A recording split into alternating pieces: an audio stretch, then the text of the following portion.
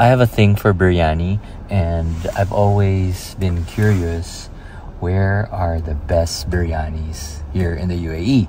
So my friend Glenn forwarded this to me. Ito daw ang masarap na biryani place dito sa Dubai. So it's an Oud Mera. And Finn, let's go have some biryani. Okay? Alright guys, are you hungry? Yes. Why are you smiling? Let's go.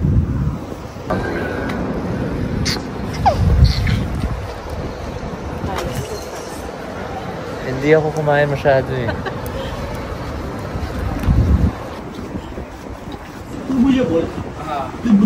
Open, brother? Yes, yes.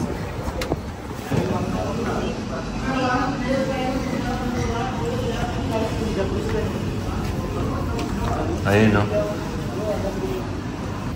What do we order? Ooh, mutton. Mutton. Our specialty. I heard you guys make really good biryani here. Yeah, what's good biryani? Mutton biryani. Mutton biryani, okay. And then this one, house specialty. What is beef nahi? Nihari? What's that? Bone. This bone. Okay. And this bone. Which you recommend here in specialty? Nihari is special. Okay, alright. What's your good name? Ali. Ali? Yes. Ali. Okay, JP. Ali, what dal would you recommend? Dal chana. Which is good?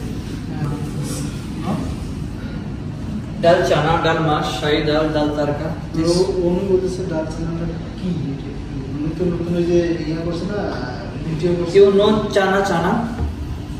Don't know? This is dal. Dal. Yellow? Yeah, yellow. Here? Chana, normal This is dal mash, this is dal chana. Chana na yung hinahalat sa munggo natin last time. Ah, Para siyang munggo. okay. It's how, para siyang munggo. Which one better? Which is better? First, this is the running item. This is first. Okay, I get that. Dal mash. Okay, one dal mash. One mutton biryani. Okay, spicy normal. Normal. We get beef Nihari. nihari. Yes. One beef nihari, one dal mash, one mutton biryani, normal. Okay. What is chicken halim? Chicken halim, this is soup type. Soup. Later. Is okay. Yeah. One mutton biryani, one dal mash, and one beef nihari. Correct. Which is bright naan. No more. No more. Because we have biryani already. Okay. Yeah. Water? Yes. Just water. Water?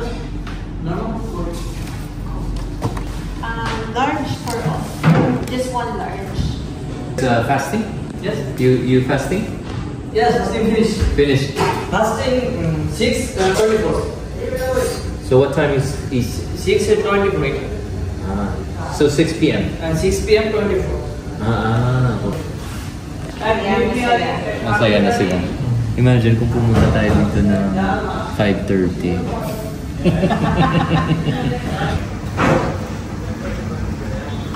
Ay, kala ko sa atin na. Saan niya kaya dalhin nun? Kumain sa kotse. Very, very simple store.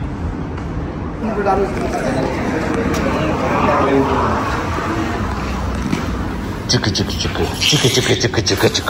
Nakita ko na. Hindi pa rin. Siyempre, hindi pa kaka-order mo lang yan. Ka naman. Kala ko. For now, Finn, gatas ka lang muna. Pero eventually, kakain ka rin dito. Brother, you want bread? Yeah, she want bread. Atin na. Hey. Wow. Wow.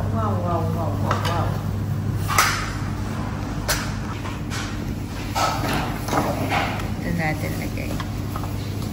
Mix mo lang. Buti si Jason nahilig kumain ng mutton. Maraming Pilipino hindi mahilig nun. Meron talaga. Ayaw nila. Si Ma'am Bess, ayaw nila. Sino sa atin may hilig Si magmotor? Chef Jan po. Kasi friends. Kalos kami din po kasi lagi namin ginakaya dito. Tapos mo. Sarap kayo. Pagkain. Sino hindi kumakain pa ng mutton? Ano ko yung suggest? Si Ma'am Bess na din po yung alam ko eh. Pero sa... Si Christian. Ang alam ko si Christian. Hindi siya malay na pagkain. Okay. Sorry, hindi ka kain.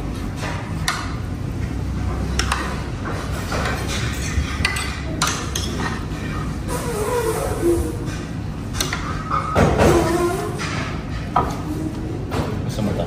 Regular lang spicy. Ah, talaga? Grabe na po ito. Ma'am? Oo. Masarap nga yung mutton. Mutton.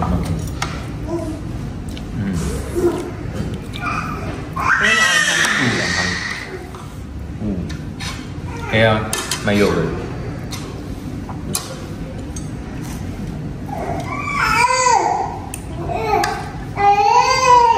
Hey, buddy. Very distinct yung lasa.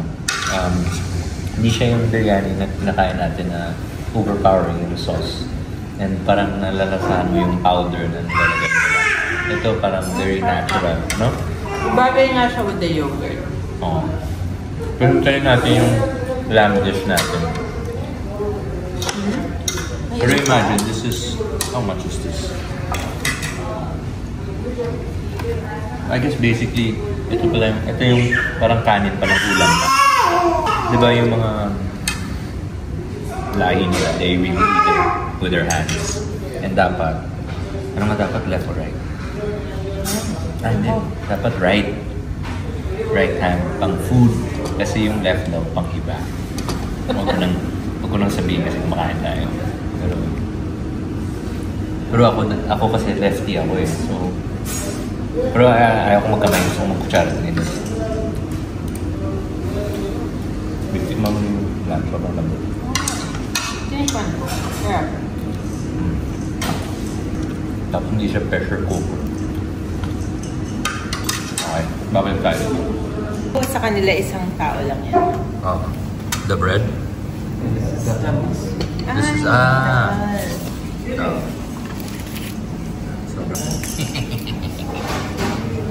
Derek speaking ang masarap siya. Hindi lang siya like yung usual na basa.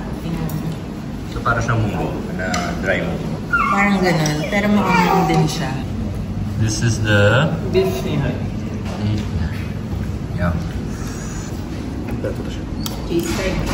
Wow, yun yung buto. Wow, ito yung tinatawag gravy. Magkaisang. Oh my god. Oh my god. Lambot yan sobra siya.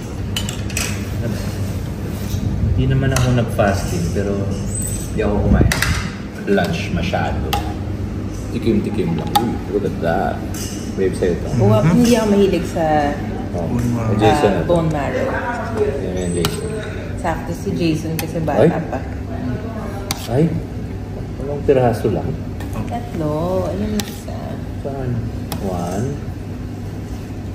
Ah, sige, dito na lang muna. Hindi, pero kasi syempre isipin mo, magkano lang ba yan? Ah, sabagay. Yan. Ay. Parang made siya for one person only. Tayo lang mga Pilipino, sanay lang talaga tayo kumain ng family style. Anghang, pero ang sarap. Kasi nauna yung anghang eh, kaya gumaganon ako. Tapos kailangan mo siyang, kailangan mag-dig in para makuha mo yung lasa. Hindi nahilig ako. I think nahilig ako sa mga. Ang hanagdal eh. Pero grabe, kalambot yung karne. Mas malambot pa sa malambot. Kahit hindi mo dala yung position mo, kaya siya mapisa.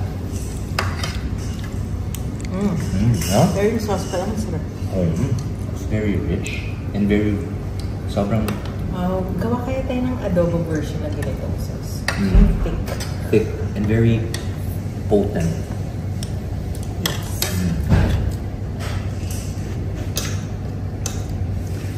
Harap. dito talaga. Dahil sa gravy na to, mapapa-rice ka. Very good. Very good.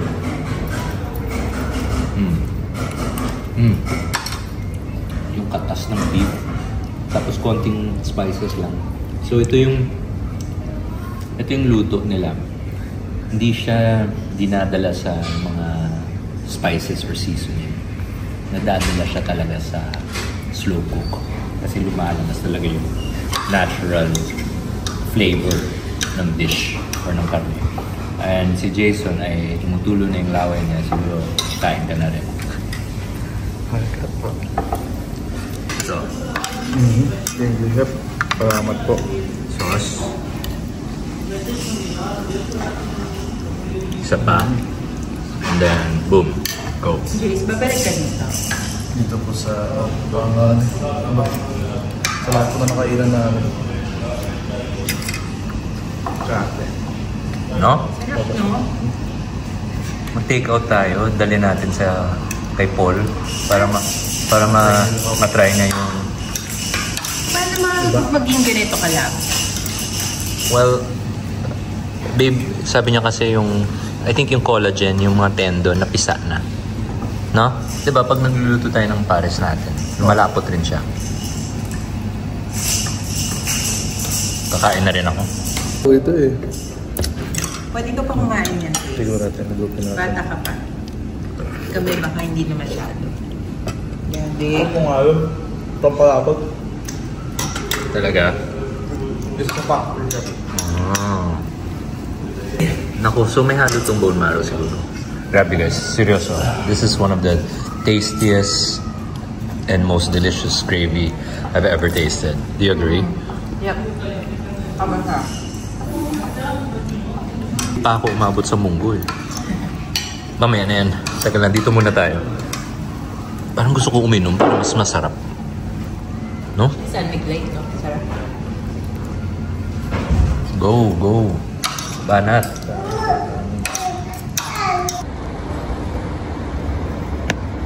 Babalik ka dito.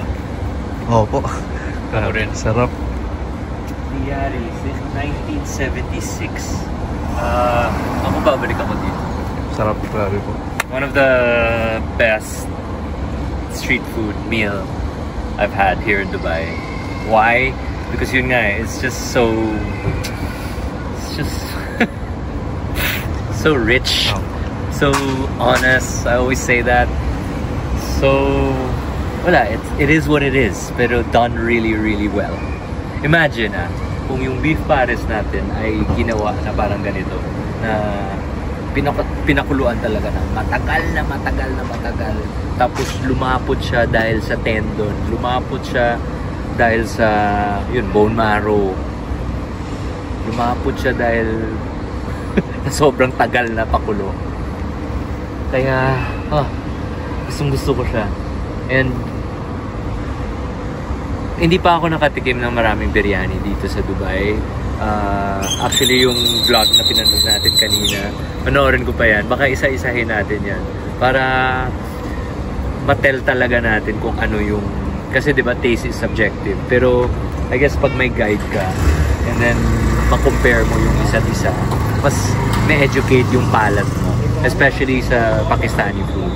Meron kaming isang kinakainan na actually pag ibang mga Indians or Pakistani kausap ko, medyo hindi ko masyado sinasabi kasi mura siya, and dun I mean, pangtawid siya. Masarap sa masarap pangtawid, pero at the same time yun nga, dinadaan siya sa seasoning and sa I guess kung ano-ano, pero ito natural na natural. And kaya nag-take out ako kasi gusto ko matikman ng mga kusinero natin, kasi gusto ko malaman para minsan kasi ikukwento mo, di ba? Ikukwento mo na ganito, ganyan, versus ibigay mo, tikman nila, and dun ka na magkwento. Kasi nakaka-relate na sila. And I wish that yung wish ko talaga for Filipino food is sana magkakaroon tayo ng mga ganitong approach, yung slow cooking approach, kasi most of our kitchens or Filipino kitchens, yun nga medyo minaman. And halata rin yung lasa. But anyways, this made me happy. And it made my tummy very, very big. Pero, alam mo yung after a good meal, nakangiti ka. Yun siya.